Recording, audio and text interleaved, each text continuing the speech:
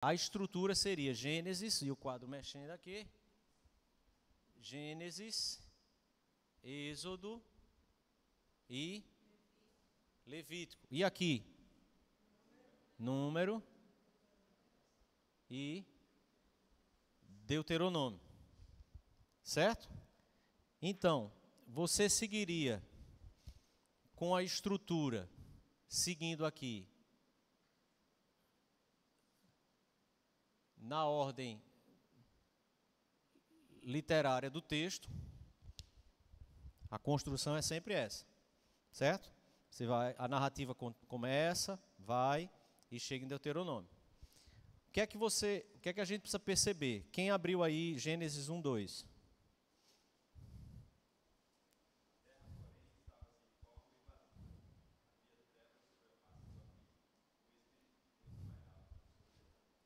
Agora Deuteronômio.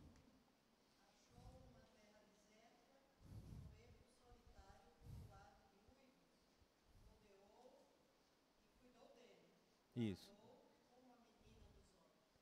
Então, em Deuteronômio, você percebe o Senhor dizendo que criou e tomou o seu povo exatamente em uma terra que era vazia, tomada do vazio. Deuteronômio está, azul agora, para não... está nos dando essa compreensão teológica, certo? Assim como Número vai fazer com Êxodo. Quando você começa a perceber na literatura essa estrutura que Gênesis inicia, Deuteronômio complementa e amplia aquilo que estava sendo ensinado em Gênesis. Êxodo relata, Número complementa e amplia aquilo que nós estávamos vendo em Êxodo. Você tem, então, Levítico como sendo aquele que não tem essa complementação, mas ele está ali como sendo o centro que tudo aqui estava se construindo, ou sendo construído para Deus falar. Deus falou aqui, diretamente. Depois, aqui, Deus agora volta a falar com o seu povo, ok? E então ele chama Moisés, depois a gente vai entrar nessas estruturas de Levíticos especificamente. Levítico termina com Número fazendo exatamente, remetendo de novo para todos os processos. E aí a gente vai ver aqui textualmente cada um desses detalhes, como vai fazendo essa referência até na datação. No primeiro dia do primeiro ano, do primeiro mês do segundo ano, termina Êxodo. Vem Levítico, aí Número, ele volta. No primeiro dia do primeiro mês do segundo ano. Porque aqui em Levítico você tem 2 anos em que eles estão no Sinai. Então, veja, o centro do Pentateuco e o ponto mais alto do Pentateuco é exatamente o ponto onde Deus estabelece a sua relação cultica, a relação de adoração do seu povo e aquilo que Deus está estabelecendo para a vida do seu povo. Se dá em Levítico, nesse momento em que eles ficam detidos por 2 anos ali no Sinai. Então, toda essa história, todo esse espaço histórico, Levítico ocupa 2 anos, mas é exatamente construído pelo que vem antes e determina todo o processo anterior. A ideia é mostrar como Deus está fazendo e construindo uma relação perfeita com o seu povo e estruturando a vida do seu povo para essa relação no mundo e com Deus de uma forma perfeita. Se o povo andar dentro dessa relação, se o povo andar de acordo com tudo isso, a vida vai se estabelecendo, toda a relação com Deus se estabelecendo de maneira exatamente como Deus planejou para o desenvolvimento do seu povo. Os outros livros que se seguem vêm complementar a história, ou seja, depois disso aqui, que Deus estabeleceu como padrão, como é que o povo fez? Quebrou. O povo não fez como era para ser feito. O que é que acontece? Vem a Babilônia. Já é lá na frente. Você tem diversos modelos mostrando que se quebrasse, iria vir a consequência, se quebrasse, iria vir a consequência. A Babilônia é como o modelo maior para mostrar que a quebra da Torá, a quebra do Pentateuco, é exatamente aquilo que leva o povo de Deus a viver o que eles viveram. Então vamos pensar nessa estrutura de forma cadê?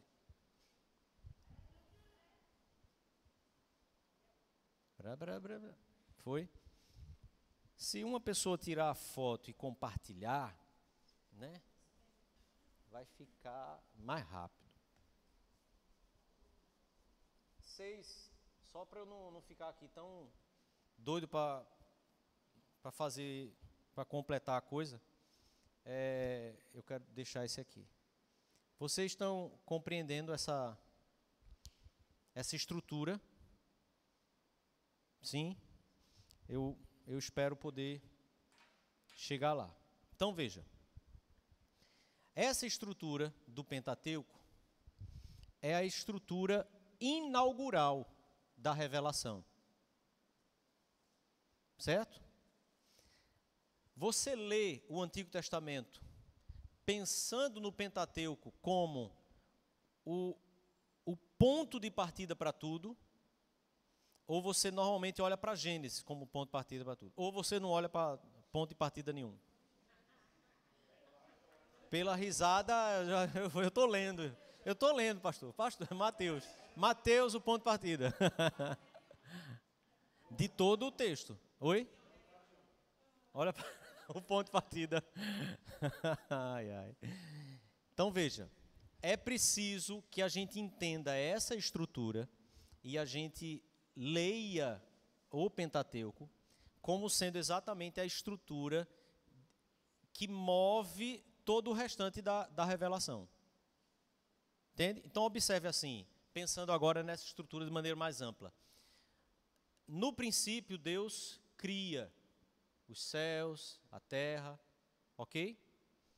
Como é que a Bíblia conclui essa história toda? Com novos céus e nova terra. Agora, Nova Jerusalém desce, novos céus e nova terra são recriados. Percebe? É a estrutura do A, B, C, B, A, se fechando. A revelação de Deus mostra que Deus não está com um plano B. Rolou um acidente na história, eu planejei o negócio, e aí, o que o Pentateuco já nos ensina é assim, Deus montou a coisa de uma forma muito bem estruturada. Ele sabe cada detalhe para onde as coisas estão caminhando. Você não está vivendo em um mundo sem forma e vazio. Ele pôs ordem nesse negócio. E essa é a ordem que se estabelece. Ok? Então veja, a gente está tratando de adoração e vida. Não se trata de vida sem tratar de adoração. E não se trata de adoração sem tratar da vida. Certo? Então vamos lá. Abra em Lucas 24, 27. Para a gente pensar nesses livros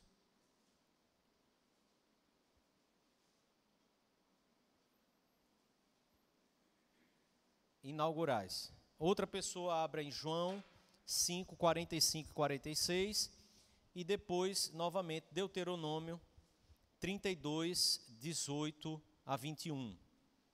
Aí você vai ler bem alto, tá certo? Lucas 24, 27.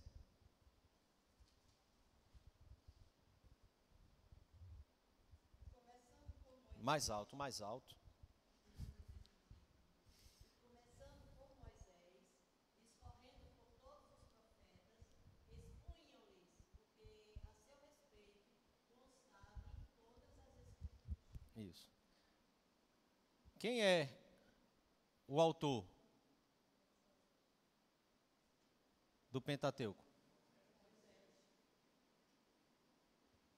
Moisés. E começando por Moisés, certo? Aí faz assim, mas quem? E quem escreveu Deuteronômio? E quem escreveu? Veja, no campo da historiografia e bibliografia, nós temos sempre essas divergências, assim, foi ele mesmo que escreveu isso aqui, mas como é que foi ele aqui, e tal, tal, tal. E esse ponto que parte aqui, que já narra da morte dele, e ainda narra depois, tal, tal, como é que pode ter sido Moisés? O que se compreende de forma conclusiva, ou seja, por mais que existam as vertentes que discordem, e uma ache que seja, a outra que ache que não, o que une a todos é que o conceito e Moisés disse assim, ou começando por Moisés, o que implica isso é, dentro dessa estrutura teológica, quando se referia algumas vezes a Moisés, seria algo como que isso está de acordo, isto é, parte daquilo que Moisés escreveu, da lei que o Senhor deu, ou Moisés concordaria com isso, ou isso que está sendo dito é concordante com o que Moisés nos entregou. Então seria um termo que se referiria à sã doutrina. Essa doutrina é equivalente, ela está de acordo, ela não diverge da doutrina, da palavra que o Senhor nos entregou. Entende?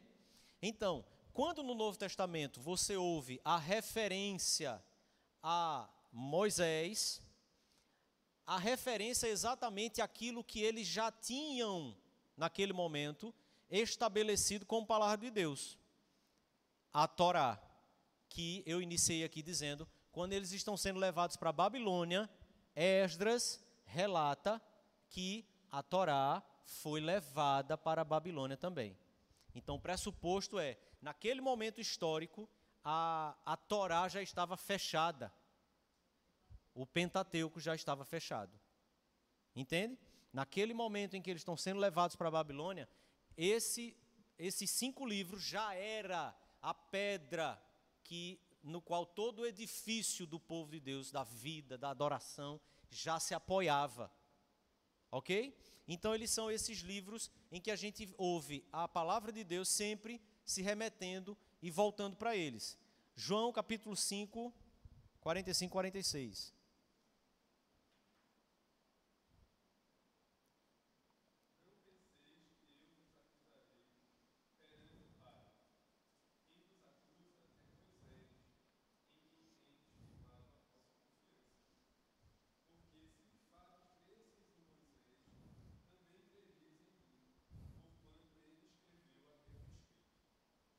Olha só o que o Senhor Jesus está dizendo e aquela estrutura que a gente está falando. Não só o Pentateuco, mas o restante todo segue essa mesma estrutura. Jesus está dizendo que se eles tivessem ouvido a Moisés, certo? Aí nessa hora você pensa assim, isso é referência ao Pentateuco. Se vocês tivessem crido na palavra de Deus, vocês estariam crendo em mim. Por quê? E ele diz assim, porque eles já falaram de mim. Veja, isso é central. Isso é fundamental para uma compreensão clara e verdadeira do que é palavra de Deus. É por isso que entra aí a afirmação do próprio Cristo, né? Essa é aquela que ela fecha qualquer questão. Ok? Então observe. Você tem nesses livros inaugurais, certo? O próprio Jesus dizendo que se vocês tivessem crido nisso aqui, precisava de nada mais, eu ia vir e vocês iam acreditar em mim, porque isso aqui já testificava de mim. Entendeu? Tudo se segue a partir deles. Deuteronômio 32, 18, 21.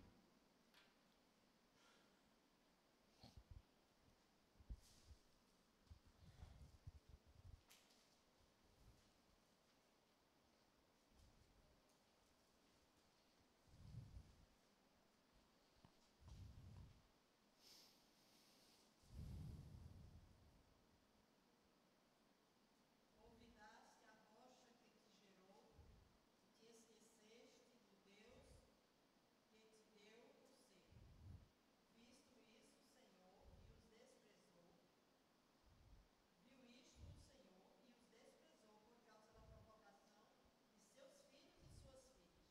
E disse: esconderei deles o rosto, verei qual será o seu fim, porque são raça de perversidade, filhos em que não há lealdade. Azeros me provocaram com aquilo que não é Deus, com seus ídolos me provocaram a ira. Portanto, eu os provocarei a zeros com aquele que não é povo, com louca nação despertarei a ira.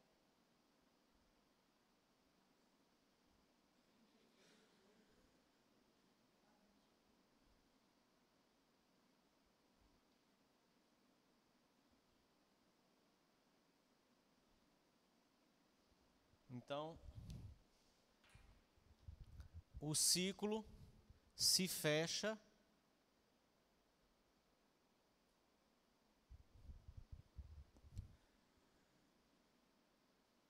a quebra. O ciclo se fecha com toda a sequência dos livros históricos já sendo dito como é que vai ser a história. Veja, você fez o processo, a estrutura foi estabelecida, finalizando com o Senhor dizendo: vocês quebraram, vocês me provocaram, e aí o que vai vir agora é exatamente o aspecto da aliança, que é o da maldição. Se você obedece, bênção. Se você quebra, maldição. Aí você começa. Todos os livros se estabelecendo exatamente com essa história se repetindo. E aí o povo se volta para a palavra, vem a bênção. O povo quebra a palavra, vem a maldição. O povo se volta para a palavra, vem a bênção do Senhor. O povo se quebra a palavra, vem a maldição. Ok? Então, esses 5 livros, eles são fundamentais, essa compreensão dessa engrenagem deles, para que a gente perceba todo o restante. Então, vamos para textos. Vamos pensar aqui no que Gênesis. O que seria esse resumo de Gênesis? Começa criação e a promessa da terra prometida a quem? A Abraão. Ok? Como é que Êxodo começa? Gênesis termina com a história de Jacó. Êxodo começa com a história de Jacó. Sim. Que são as mesmas pessoas. As mesmas não, né? É a mesma pessoa. Começa então com essa história, certo? E você percebe que eles já estavam na terra, mas agora eles são levados para o exílio. Então, Êxodo até o capítulo 18 é o povo de Deus agora crescendo em uma terra estranha, em uma terra errada. Não é a terra que o Senhor prometeu a Abraão, ok? A partir do capítulo 18 em diante, qual é a narrativa de Êxodo? É o povo chegando para o Sinai. E aí você tem a divisão estabelecida, a transição para chegar no momento de Levítico, em que o Senhor agora fará os seus discursos. E vem com 5 discursos. Deus está chamando o seu povo de forma cerimonial, de forma solene, a juntar-se perante Ele, porque Ele criou o mundo com este propósito. Porque a história não é dissociada uma da outra.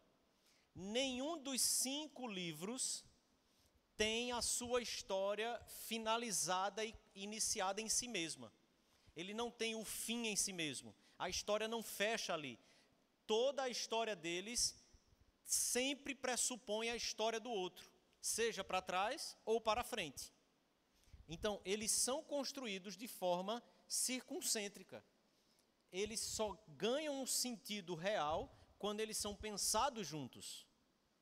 Eles precisam de um da história do outro para que você perceba toda a amarração. Se você ler sozinho, aí fica esquisito demais. Aí a pessoa se converte ou resolveu ler a Bíblia, que, né, uma coisa não é necessariamente procedente da outra, né? Aí ela resolve que vai começar lendo por Levítico. Ou ela começou por Gênesis, mas ela não está enxergando toda essa ligação. Aí quando ela chega em Levítico, aí ela procura o pastor. Pastor, eu preciso mesmo ler esse livro. É muito cansativo. Quem nunca pensou isso de Levítico? Eu já pensei. Tentei ir, aí eu parava em Levítico. Aí eu tentava de novo outra vez, e aí na minha religiosidade, disse assim, eu comecei por Gênesis, parei em Levítico, aí passava o tempo, quando eu ia voltar de novo, eu ia voltar de Levítico? Não, eu voltava de novo para Gênesis, aí eu vou de novo, Gênesis, né? Aí terminava, quando chegava no Levítico, parava de novo, aí mais um tempo, disse, vou voltar de Levítico, não conseguia, disse, eu vou voltar de Gênesis de novo, e ficava, veja que ciclo que não terminava, porque essa compreensão é fundamental, para que você entenda que Levítico não está trazendo para a gente necessariamente uma questão histórica, mas ele está ali apontando para tudo o que Deus requer do seu povo, desde o momento em que Ele criou esse povo. O lugar de Levítico é o tabernáculo, ok? Mas quando no início tudo foi criado, o lugar era o próprio mundo. O zelo nessa criação é o zelo da criação de Deus criando a terra e colocando o homem em um lugar perfeito para a sua adoração.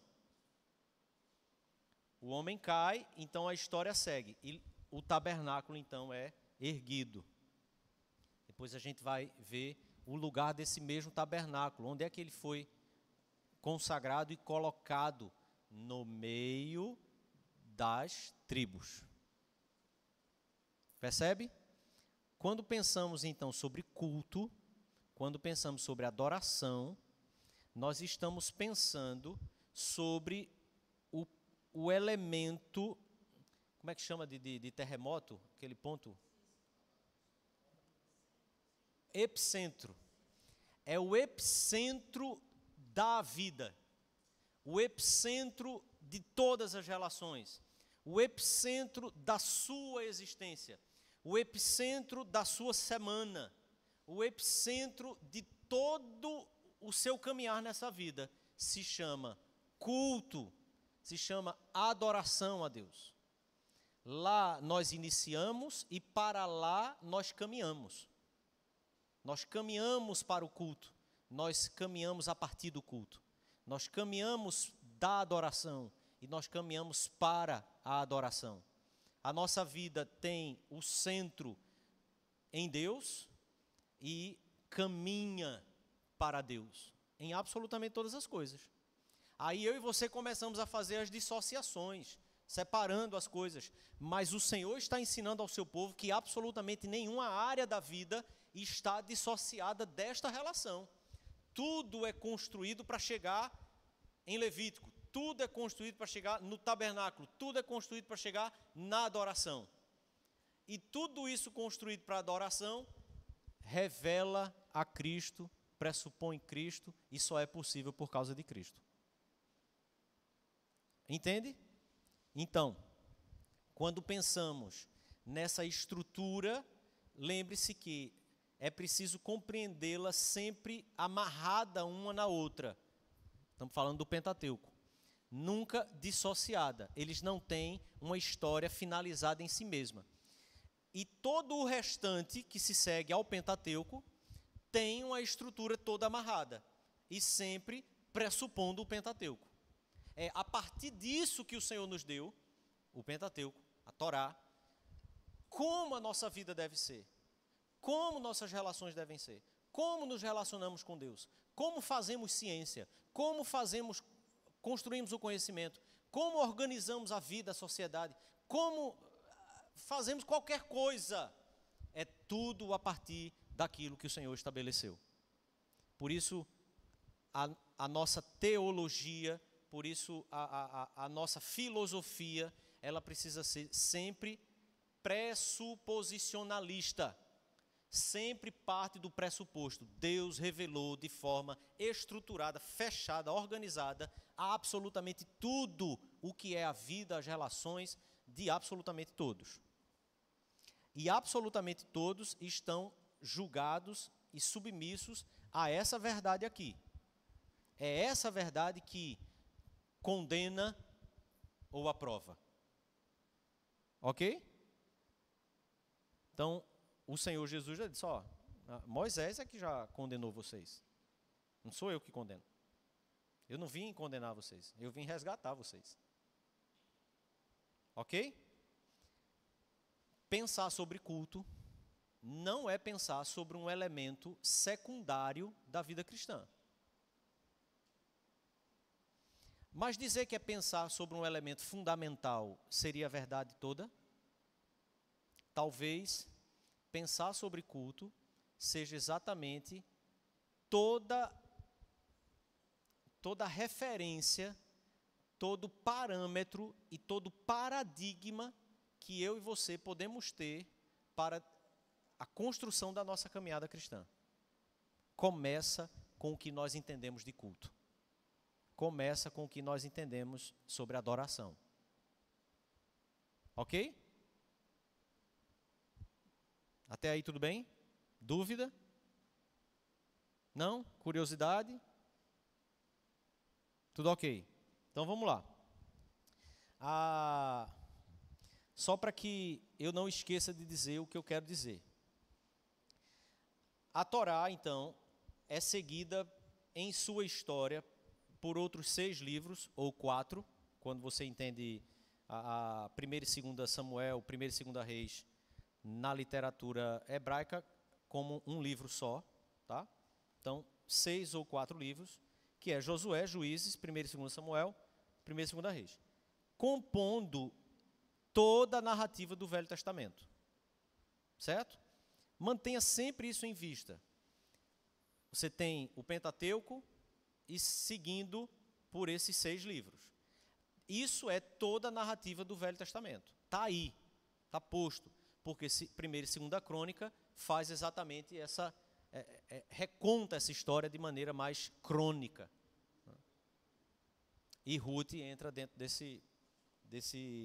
bloco aí. Branham? Ok. Então, citei isso hoje no sermão, eu quero de novo para isso ficar bem fresquinho na nossa cabeça. Dessa forma, Gênesis a Reis, nós temos o relato de uma história que nos conduz da criação, queda, passando pelas promessas aos ancestrais de Israel, pelo êxodo, pelo encontro com Deus no Sinai, pela chegada do povo em Canaã, lembra? O encontro com Deus no Sinai, depois a chegada em Canaã, pelos dramas e atrocidades do livro de Juízes, lembre que eles já tinham entrado na terra, e aí eles se desviavam da lei do Senhor, aí a vida é exatamente a vida humana do jeito que ela deve ser vista e apresentada. Tem gente que tem umas fantasias em relação ao ser humano e à humanidade, né, à bondade da humanidade, aí vai ler Juízes, fica chocado. Assim, mas isso é o ser humano distante da palavra de Deus, distante daquilo que o Senhor estabeleceu, ok? Pelas relações de Saul, realizações de Saul, Davi e Salomão, que é o reino, e então a divisão do reino com o declínio que culmina com a deportação de grande parte do povo de Judá para a Babilônia. Esses últimos acontecimentos, que é essa deportação do povo, fecham então esse ciclo histórico que é a narrativa de Gênesis até a Babilônia, certo? Quero fazer um quadro aqui, e aí eu queria a ajuda de quem consegue fazer linhas mais retas. Pode ser? Eu quero pensar, agora você vai olhar para essa mesma estrutura que nós estamos pensando, certo? Essa pirâmide aí, dos 5 livros. Aqui, ó, 5 linhas e para cá 1, 2, 3, 4. 5 assim e 4 para lá. Pode usar o quadro todo.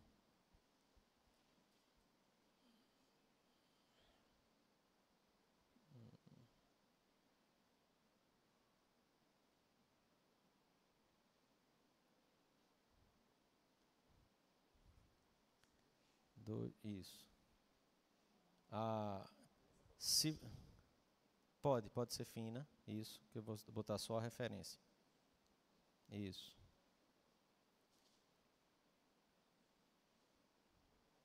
Isso, 4. E tantos quadros, né? Eu ainda contando aqui para ver se estava certo. Então veja, você vai perceber a mesma estrutura se estabelecendo, de forma que Gênesis e Deuteronômio, certo? Vão estar com os seus quadros idênticos quando você lê quais são os tópicos principais de cada um desses livros. De maneira que aqui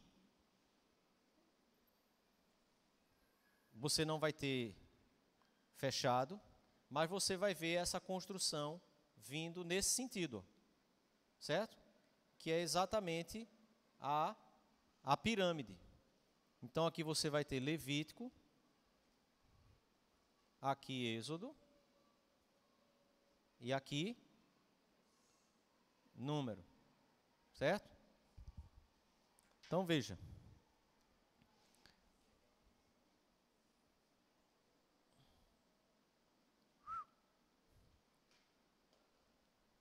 Quando você vai para Gênesis, o que você encontra seria, esse é um quadro que é a semelhança daquele primeiro que a gente fez, mas um outro exegeta constrói dessa forma.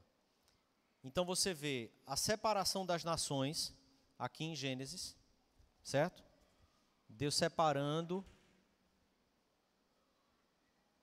separação das nações, certo? Você vê a bênção do Senhor sobre Abraão, a promessa. Você vê a visão da terra prometida. E você tem, então, os descendentes de Abraão e a terra.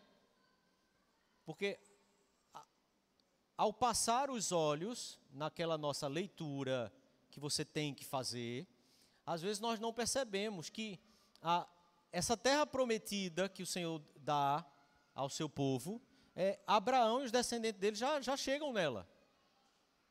Eles estão lá. Depois que eles vão para o Egito, eles estão saindo exatamente daquela terra para onde depois eles vão voltar. Ok? Então, você vê aqui, inclusive, a própria terra. A terra prometida, tá? Não é o globo.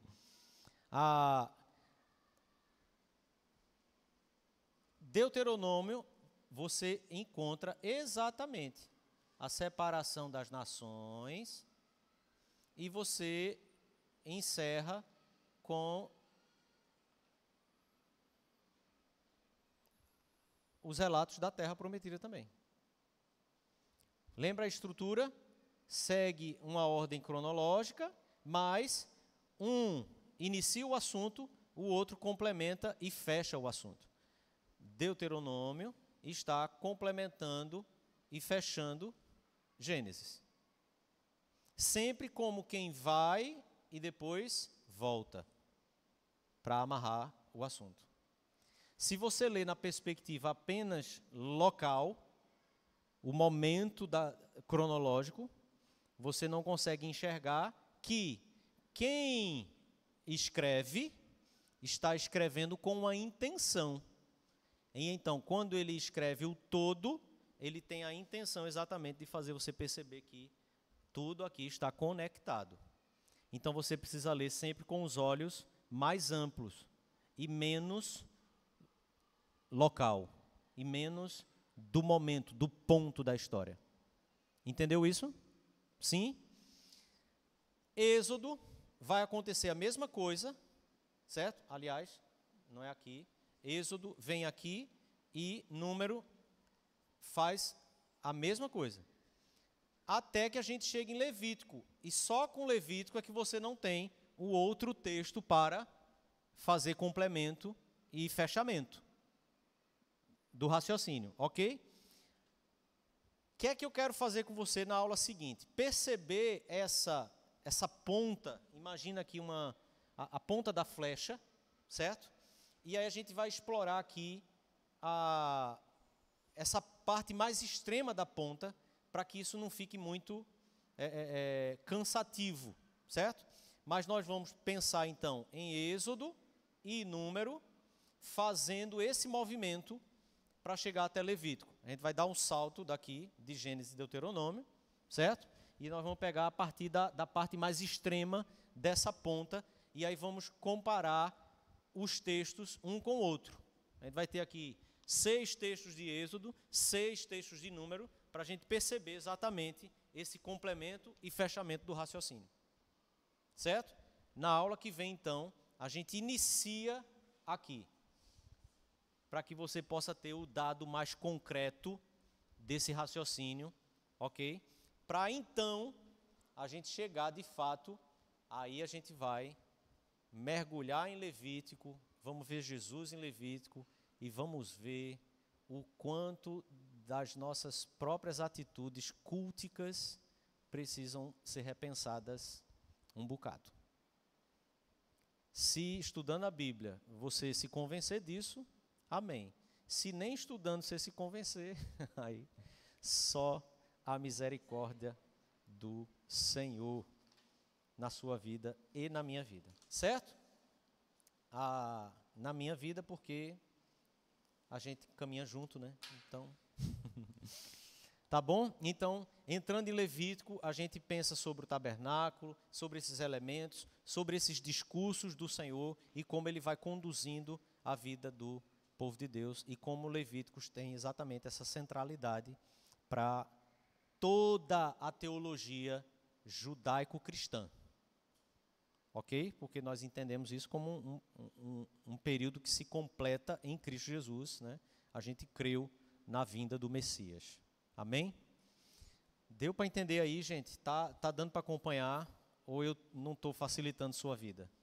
Porque eu sei que às vezes eu faço isso, às vezes eu não facilito muito a vida de quem está ouvindo. Vamos orar então? Agradecer ao Senhor por esse tempo e pedir a bênção dele, né, para essa caminhada. Em nome de Jesus, Senhor, nós pedimos que o Senhor dê graça aqui, à tua igreja, a cada um de nós, e que a tua palavra, Senhor, de fato seja toda a nossa base e forneça todos os elementos que precisamos para a nossa caminhada com o Senhor. Nós queremos ser fiéis a Ti, queremos ser influenciados pela Tua palavra somente, Pai. Ajuda-nos, nos purifica naquilo que nossos pensamentos muitas vezes se estabelece e vai norteando nossa conduta. Aquilo que não é Teu, Senhor, nos livra e nos dá a disposição de caminharmos sempre por uma busca maior de fidelidade ao Senhor, sempre dependentes daquilo que o Teu Filho já fez e pelo mérito dele somente. Em nome de Jesus, Pai. Amém, Senhor.